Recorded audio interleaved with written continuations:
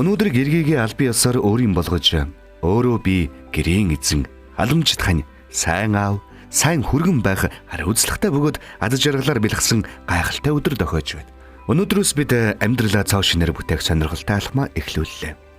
Энэ л газраас бичигдсэн бидний хайрын түүх цаашидч хайр гэрэлтсэн гайхалтай түүхүүдээр үргэлжлэх болно хэмээн итгэл төгс байна.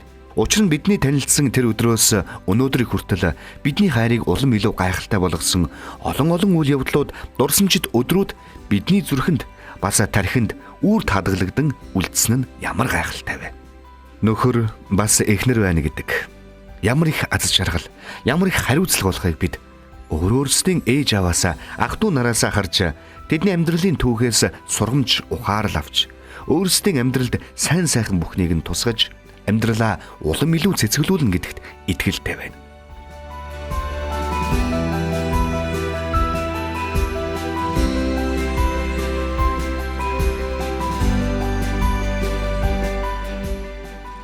Нэг л өдөр бидний амьдрал нэг хайрын зам жимээр холбогдсон.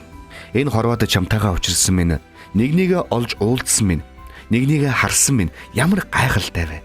Бид учрах ёстой болоод л учирсан.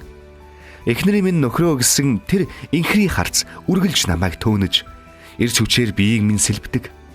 Халуун дулаан үгсэн хайр дүүрэн үйлдэл нь үргэлж итгэл өгч, амьдралыг минь гэрэлтүүлж байдаг.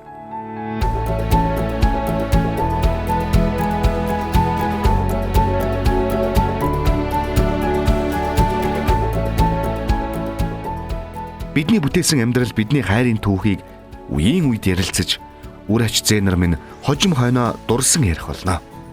Уйдах завгүй амьдралд хамтдаа хөл тавилаа. Гараа чангаас чангатгаад нэгнээ хөгжөөж, инээд засруулад үргэлжлэх амьдралын урт аялал ийхүү эхэллээ.